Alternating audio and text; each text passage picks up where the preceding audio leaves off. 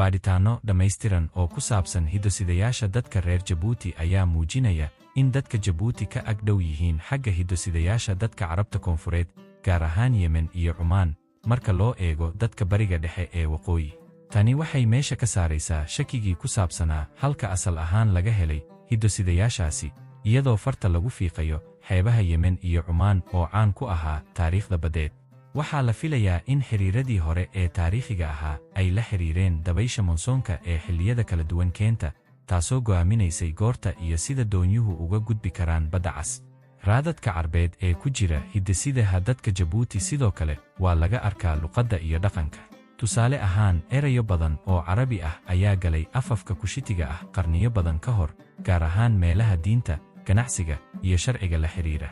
Dhaqanka suugaanta, heesaha iyo xitaa dharka dadka Jabuuti ayaa muujinaya saamaynta Yemen iyo Cumaan.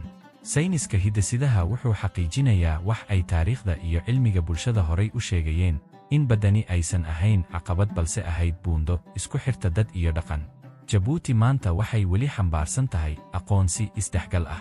Daraasado ayaa muujinaya in raadadka Carbeed ee ku jira hiddo-sidaha Jabuuti ay yihiin kuwo horay u dhexgalay oo si siman ugu faafay qoysas iyo gobollo badan. Tani waxay muujinaysaa isdhexgal togan, halkii laga filan lahaa gumaysi. Waxa kale oo muhiim ah in hiddo-sidayaasha Carbeed aysan dhimayn qadiyadda Afrikaanka ee dadka Jabuuti, balse ay ka dhigayaan mid hodan ah oo kala duwan. Hiddo-sidayaasha Jabuuti waa taariikh nool oo ka tarjumaysa isdhaafsiga, isdhexgalka iyo kakanaanta taariikhda bini'aadamka.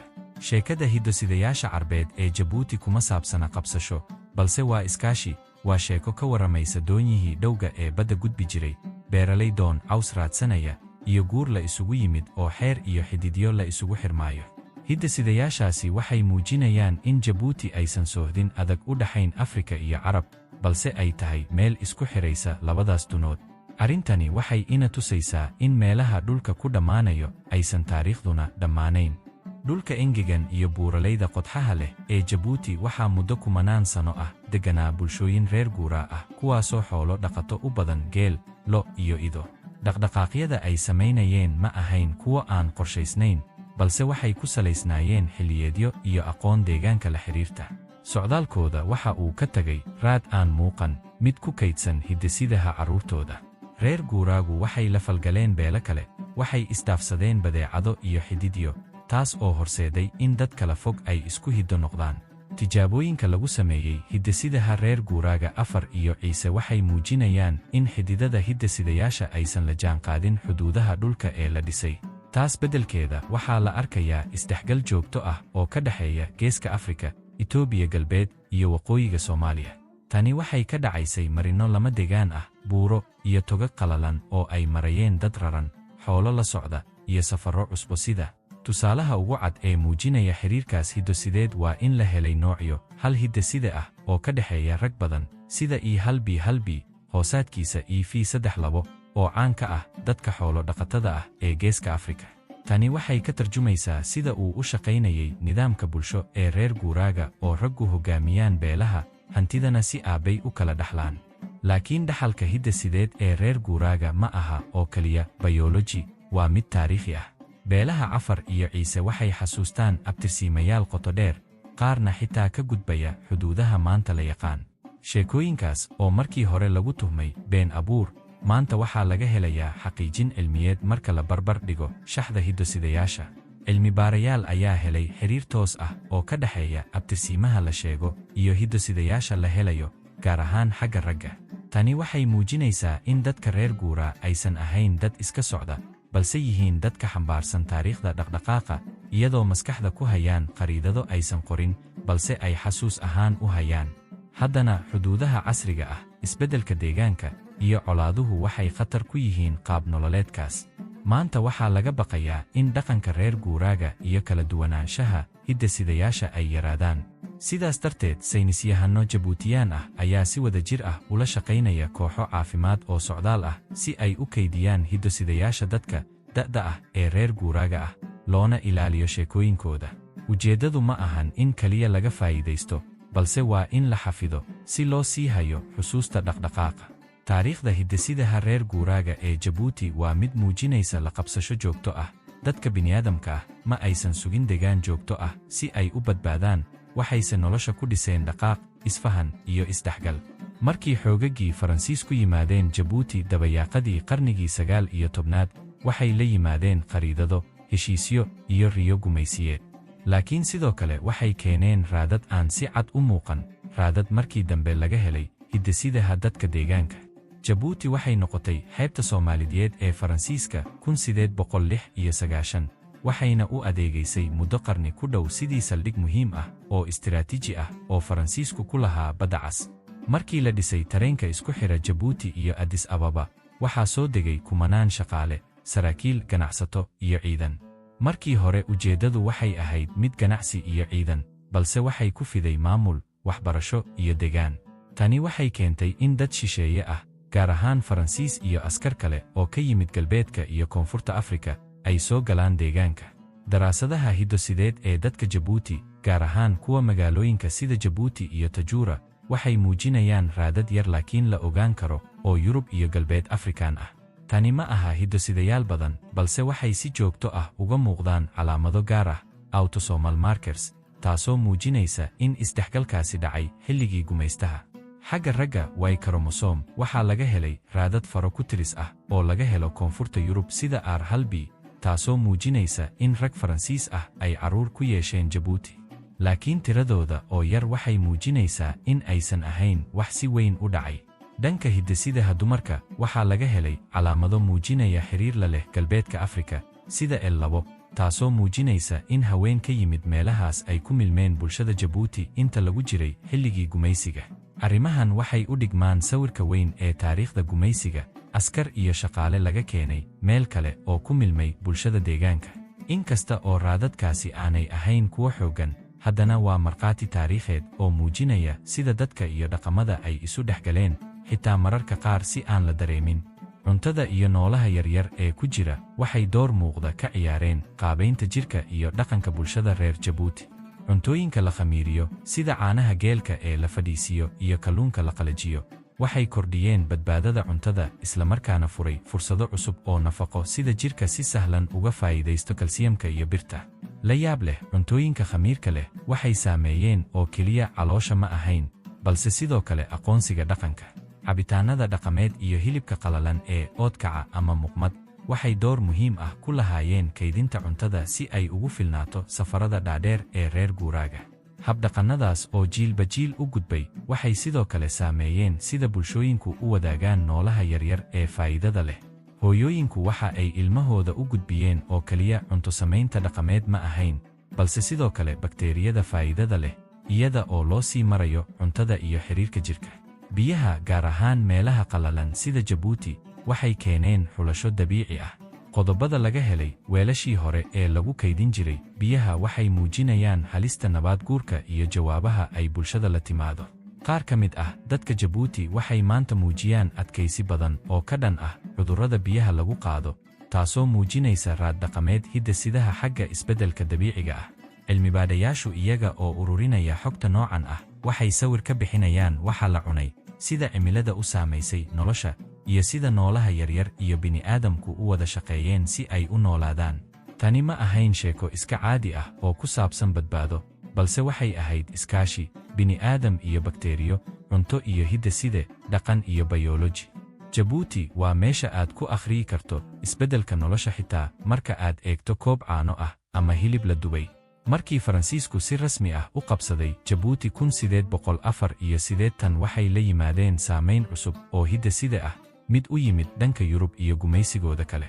Inkasta oo la og yahay in ay keeneen isbeddello xagga luuqadda, maamulka iyo kaabayaasha, saamaynta ugu sii fog waxay ahayd mid ku dhacday hidde-sidayaasha dadka xeebaha iyo magaalooyinka.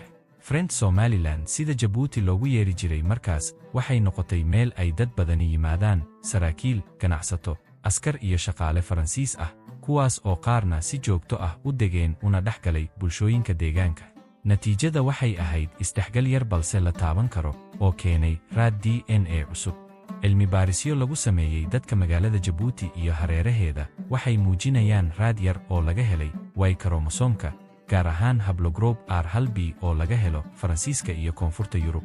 Tani waxay la jaanqaadaysaa sheekooyinka ku saabsan qoysas ka dhashay saraakiil ama askar Faransiis ah.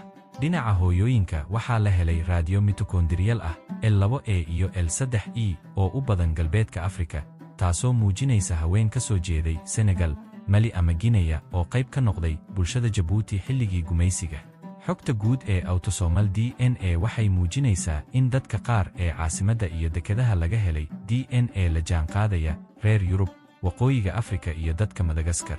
Balse waxaa muhiim ah in la xuso in dad badan oo DNA-gaasi ku jiro aysan si toos ah u aqoonsan asal ka baxsan Cafar ama Soomaali. Luuqadda, dhaqanka iyo diinta ayaa weli ah tiirka aqoonsiga dadka, inkasta oo raad hidde-side ah oo kale ku jiro. Faransiiska waxa kale oo ay la yimaadeen daryeel caafimaad oo casri ah, baaritaanno dhiig, iyo xog ururin caafimaad oo xilligii gumaysiga la sameeyey, taas oo maanta la adeegsanayo si loo fahmo cudurrada iyo hidde-sidayaasha ay wataan dadka. Isla markaana siyaasadaha gumaysigu waxay kor u qaadeen isdhexgalka bulshada gudaha. Tusaale ahaan, dad Cafar iyo Ciise ah ayaa magaalada ku wada noolaa, taasoo keentay isdhexgal kale oo gudaha ah, taasoo ka muuqata maanta DNA-ga dadka. Qoysaskaas isdhexgalka ah ayaa astaan u ah isbeddelka jiilasha Jabuuti ee dhaxlay labadaba dhaqankii hore iyo saamayntii Faransiiska. Inkasta oo Faransiisku saamayn ku yeeshay hidde-sidayaasha dad badan, aqoonsiga Jabuuti wuxuu weli xooggiisa ka helaa dhaqanka Afrikaanka iyo Islaamka. DNA-ga gumaysigu wuxuu matalayaa labada dhinac, kala guurka iyo isdhexgalka. Waa sheeko muujinaysa sida dadka Jabuuti u qaateen oo u beddeleen saamayntii reer Yurub, una abuureen aqoonsi cusub oo labadaba xambaarsan raad gumaysi iyo sharafteedooda Afrikaanimo. Dagaalada iyo barakaca gobolka ayaa sidoo kale wax ka beddelay hidde-sidayaasha Jabuuti. Inkasta oo dalka aanu lahayn taariikh dagaallo gudaha ah oo badan, haddana waxa uu noqday meel loo barakaco xilliyada qalalaasaha ka dhaca Itoobiya, Soomaaliya iyo Eritrea. Barakacayaashii ka soo cararay dagaalkii Ogaden 1977 ilaa 78, kuwaas oo Soomaali ah, ayaa ku biiray bulshada Jabuuti, taasoo sababtay in raad DNA Soomaaliyeed kor u kaco jiilashii dhalatay kadib 1970 meeyadii, gaar ahaan xaafadaha magaalada sida Balbala.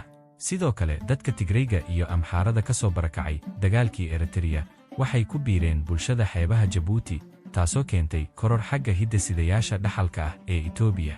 Tani waxay ka muuqataa DNA-ga guud ee magaalada, iyadoo tusinaysa in barakaca uu yahay xoog kale oo wax ka beddela qaab-dhismeedka bulshada. Dhinaca hooyooyinka iyo xiriirka guud, marka laga eego dhinaca hidde-sidaha hooyada, baaritaanno cusub ayaa muujinaya isbeddel caafimaad iyo bulsho oo si muuqata uga yimid barakaca iyo isdhexgalka. Jihooyinka dhaxalka hooyada waxay muujinayaan isku xirnaansho la leh hooyooyinka laga keenay Tigray iyo Amxara kadib dagaaladii gobollada deriska ahaa. Tani waxay caddayn u tahay in dumarka barakacayaasha ahaa ay u guurgalayeen nolosha cusub ee Jabuuti, isla markaana ay qayb ka noqdeen bulshada. Barakaca gobolka iyo kordhinta isku dhexgalka. Barakacayaasha ka yimid Itoobiya iyo Soomaaliya waxay Jabuuti u soo galeen iyagoo raadinaya nabad iyo nolol.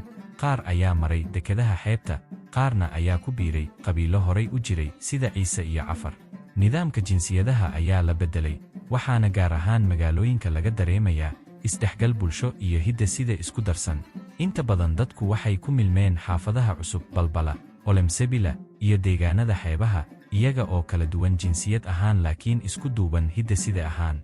Isbeddelka Y chromosome iyo mitochondrial DNA saamayn la taaban karo ayaa laga arkay Y chromosomka dhinaca aabaha, iyada oo haplogroups sida EM35 iyo TM7 ay muujiyeen koror, taas oo la xiriirta barakaca iyo guurka ragga Soomaaliyeed ee soo galay bulshada. Sidoo kale, dhinaca hooyada, mitochondrial haplogroups cusub oo asal ahaan ka yimid dadka Itoobiya iyo kuwa kale ee bariga Afrika ayaa soo baxaya, taasoo muujinaysa in dumarka laablahoodu ku jireen isbeddelladaas. Barakaca Eritrea iyo saamayntiisu. Dagaaladii u dhexeeyey Eritrea iyo Itoobiya, gaar ahaan xilligii madax-bannaanida Eritrea 1980 ilaa 1990 ayaa keenay barakac tiro badan oo Eritreyiin ah, oo ay ku jiraan kuwa Tigrinya iyo Muslimeed. Dadkaasi waxay doorteen Jabuuti, taas oo u ahayd meel nabad ah oo laga heli karo hoy iyo hoyga carruurtooda. Dadkaas qaar ayaa mar kale u guuray, laakiin qaar badan ayaa halkaas ku dhisaday nolol cusub, kuna biiray bulshada xeebaha. Tani waxay keentay in hidde-sidaha magaalada uu muujiyo xiriiro kale oo la leh Tigray iyo Amxara, taas oo asal ahaan ah jihada hooyada iyo labada dhinacba. Baaritaanada autosomal DNA waxay muujiyeen in isdhexgalkaas uu dhinac fidiyeen isbeddelka saamaynta dhaqan iyo bilog. Dhaqan ahaan, barakacaasi wuxuu keenay isdhaafsiga afafka, cuntooyinka iyo caadooyinka bulsho. Isku dhafka jinsiga iyo afgarashooyinka cusub waxay horseedeen in qaabab dhaqameed cusub la abuuro, kuwaas oo ay ka wada faa'iidaysteen soona saameeyeen astaamaha bulsho ee magaalada iyo xeebaha. Gunaanad, hidde-sideedka, dhaqanka iyo binyaadka. Gabagabadan waxaan soo aragnay in hidde-sidayaasha Jabuuti ay yihiin matalaad nool oo muujinaysa isku dhafka taariikhda, laga bilaabo nolosha reer guuraa ee ku salaysan dhaqdhaqaaqa ilaa isdhexgalka gumaysiga iyo dhaxalqaadka barakacayaasha gobolka. Qalinkii hidde-sidaha dadka Jabuuti wuxuu qori doonaa sheeko gaar ah, mid ay quseeyaan badda, dhulka, bakteeriyo, isbahaysiyo bulsho, gumaysi iyo barakac, dhammaan hal weji oo isku xiraya dhacdooyinka taariikhiga ah iyo aqoonsiga casriga ah. Waxaa tan ka muuqda isbeddel joogto ah oo muujinaya in aqoonsigu uusan ahayn mid go'an ama keliya hal dhaqan, balse uu yahay sheeko dadka isugu keenta caqabadaha, cusboonaysiinta iyo iskaashiga. Xitaa waxaa ka sii xiiso badan dhinaca hooyada ee xisaabta hidde-sidayaasha, kaasoo lagu gudbiyo jiilba jiilka. Hooyada wuxuu muujinayaa in dumar badan oo ka soo barakacay dagaalada ay si buuxda uga mid noqdeen bulshada Jabuuti. Haplogroups cusub oo aan horay looga aqoon gobolka, kuwaasoo la xiriira Tigray iyo dadka sare ee Itoobiya, ayaa hadda laga helaa magaalooyinka xeebaha sida magaalada Jabuuti, taasoo caddaynaysa in dumar badan oo Tigrinya ah ay halkaas ku guursadeen, ku barbaaray carruur, una gudbiyeen jiilal cusub hidde-sidayo gaar ah. Markii barakacayaashu ay yimaadeen Jabuuti, ma aysan imaanin oo keliya carab iyo calool la cunto, balse waxay la yimaadeen hidde-side, fayrasyo gaar ah, iyo xitaa bakteeriyo uu jirkoodu la qabsaday. Taasi waxay sidoo kale saamayn ku yeelatay habka caafimaadka deegaanka u beddelmay. Waxaa lagu arkay kala duwanaansho cusub oo bakteeriyada jirka ee bulshada magaalada, taasoo la xiriirta cuntooyinka, deegaanka iyo isdhexgalka bulshada cusub. Dhaqdhaqaaqyada qaxootiga casriga ah iyo saameyntooda. Qarnigii 21aad, Jabuuti weli waxay ahayd meel ay dad badan u cararaan, gaar ahaan xilliyadii ay ka dhaceen colaadaha Soomaaliya 1990 meeyadii, Yemen 2000 meeyadii iyo Itoobiya. Inkasta oo dadka badankood ay u arkaan Jabuuti meel ay ku sii nasadaan, haddana qaar badan ayaa halkaas degay. Carruurta ku dhashay qaxootigaas waxay qaateen hidde-sidayaal isugu jira Soomaali, Carab, Tigrinya iyo xitaa Oromo, taasoo sii adkaysay aqoonsiga isugu jira Afrika iyo Carab, Muslim iyo dad dhaqamo kala duwan leh. Isbeddelka hidde-sidaha magaalada iyo dabeecadda cusub ee dadka. Baaritaanno cusub oo lagu sameeyey dadka dhalinyarada ah ee magaalada Jabuuti ayaa muujiyey in dadka qaar ay leeyihiin hidde-sidayaal isku darsan ah, iyagoo carabtooda tahay Soomaali ama Cafar, dhaqankooduna yahay mid dhaqameed, laakiin jirkooda iyo mikrobiyoomekoodu uu muujinayo raadad Tigrinya, Yemen ama xitaa madaxbannaanida ka horreeyey. Aqoonsi isku dhafan. Taariikhda Jabuuti ma ahayn mid xasiloon oo keliya, balse waxay ahayd masraxa socodka iyo isdhexgalka, mid taariikhi ah iyo hidde-side ah. Ha ahaato caano la shiiday, kalluun la qalajiyey, ama dumar Tigrinya ah oo dhallaankooda ku barbaarinaya xaafadaha Balbala, mid walba wuxuu matalaa sheekada aadanaha ee la qabsashada, iskaashiga iyo aqoonsi isbeddelaya. Hidde-sidaha dadka Jabuuti ma muujiso sheeko fidsan oo keliya, ee waxay muujisaa sheeko ku qotonta biyaha iyo dhulka, dagaalka iyo guurka, gumaysi iyo u dhaqaaqid nololeed. Waa xusuusta in aqoonsigu uusan ahayn mid go'an, balse uu yahay geedi socod aan joogsi lahayn oo ay hogaaminayaan dad, cunto, bakteeriyo iyo bulsho.